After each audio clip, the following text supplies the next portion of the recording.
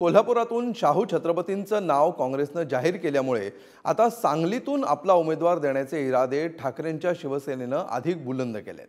घटक पक्षांची सहमती नसतानाच उद्धव ठाकरेंनी या जागेवरून चंद्रहार पाटलांचं नाव जाहीर केल्यामुळे काँग्रेसमध्ये नाराजी आहे।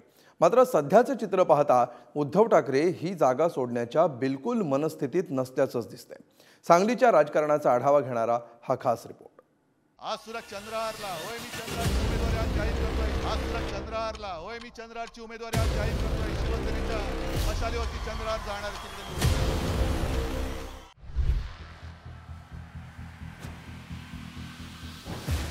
महाविकास आघाडीचा जागा वाटपाचा अधिकृत फॉर्म्युला ठरायच्या अगोदर उद्धव ठाकरे यांनी डाव टाकलाय।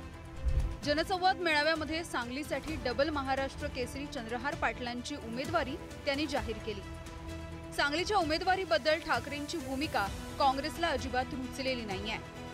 चंद्रहार पाटलांची उमेदवारी अद्याप अंतिम नसल्याची भूमिका काँग्रेसच्या वतीनं घेण्यात आली आहे, कारण अद्यापही सांगलीच्या जागेवरती काँग्रेसचा प्रबळ दावा आहे।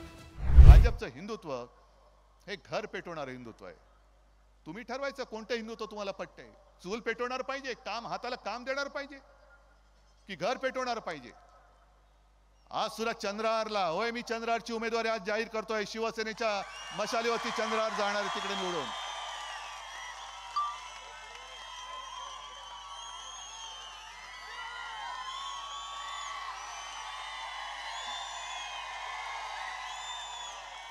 सांगलीबद्दल खूप चर्चा सुरू आहे। चंद्रहार पाटील आणि त्यांचं नाव जे आहे ते उद्धव ठाकरेंनी काल जाहीरही केला। मात्र त्या संदर्भात काय होणार आहे महायुतीमध्ये? महायुतीमध्ये तो गडबडच आहे। महाभारत चाललेलं आहे। सांगलीचं काय होणार राहिलं? सांगलीचं आमचं अजूनही चर्चा चाललेली आहे। त्यांनी जाहीर केलं असेल तरी ते चर्चेमधून काही ना काही मार्ग त्याच्यातून निघेल। आज संध्याकाळपर्यंत त्याच्यातलाही मार्ग निघेल अशी आमची अपेक्षा। कोल्हापूरच्या बदल्यात सांगलीची जागा ठाकरेंच्या शिवसेनेला देण्यात आली असं बोललं जात आहे। काँग्रेसनं आपल्या पहिल्या यादीमध्ये कोल्हापुरामधून शाहू महाराज छत्रपती यांना उमेदवारी जाहीर केली आहे। काँग्रेसची यादी जाहीर होताच उद्धव ठाकरेंनी पैलवान चंद्रहार पाटील यांना उमेदवारी देऊन तहामध्ये काँग्रेसला चितपट करून दाखवलंय। येत्या काही दिवसांमध्ये काँग्रेसची भूमिका स्पष्ट होईल यात शंका नाही। मात्र आता सांगलीची जागा ठाकरेंची शिवसेना सोडण्याची शक्यता कमी आहे। मातोश्री या मंदिरामध्ये मला शब्द मिळाला आहे, तो शब्द पाठीमागे जाणार नाही याची खात्री अख्ख्या महाराष्ट्राला आहे। त्यामुळे तुम्ही माझी काळजी करू नका। माझं काय होईल, चांगलं होईल वाईट होईल, आदरणीय उद्धव साहेब माझ्या पाठीशी ठामपणे उभे आहेत। त्यामुळे त्याची काळजी कुणीही करायची गरज नाही।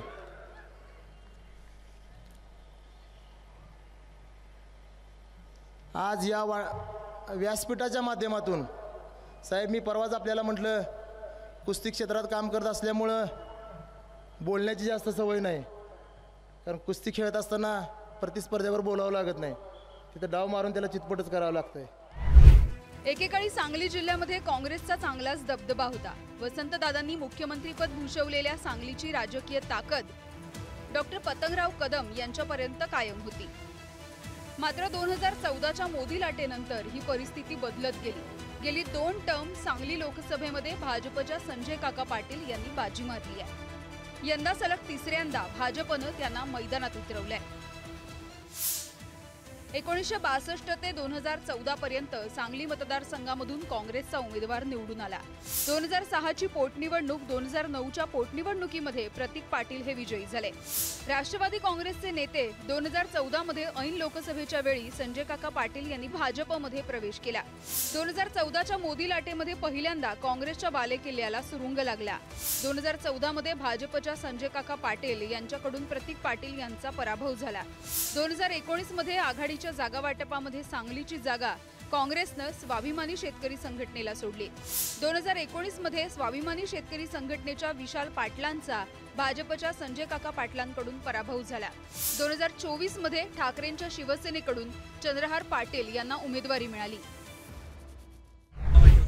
नाही, सांगलीच्या जागेवरचा दावा याच्या बाबतीत आम्ही मांडलेला आहे की ती पारंपरिकच आमची जागा आहे आणि ती शेवटी काँग्रेस आजही तिच्याकरता पूर्णपणे आग्रही आहे। शिवसेनेच्या कोटातून सोडलेली आहे का?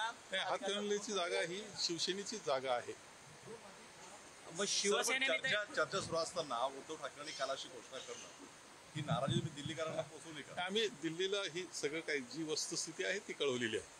आम्ही त्यांच्याशी चर्चा करू, दिल्लीतल्या प्रमुख नेत्यांशी, नाना पटोलेंशी. त्या संदर्भात, सांगली संदर्भात सविस्तर चर्चा झालेली आहे. नाना पटोले हे आमचे मित्र आहेत, काँग्रेस पक्षाचे अध्यक्ष आहेत. त्यातून मार्ग कसा काढायचा तो आम्ही पाहू. सांगली लोकसभेसाठी काँग्रेसकडून विशाल पाटील हे इच्छुक होते. विशाल पाटील यांच्या मातोश्री शैलजा पाटील यांनी उद्धव ठाकरे यांची भेट घेतली.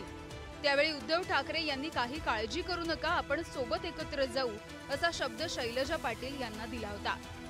मात्र आता चंद्रहार पाटील यांना उमेदवारी जाहीर झाल्यामुळे आता काँग्रेस काय करणार हा सुद्धा प्रश्न आहे. या राजकीय डावपेचामध्ये माजी मुख्यमंत्री वसंतदादा पाटलांचे राजकीय वारसदार पिछाडीवरती जातात की काय अशी स्थिती निर्माण झाली आहे. स्वप्नील पाटील, पुढारी न्यूज, सांगली.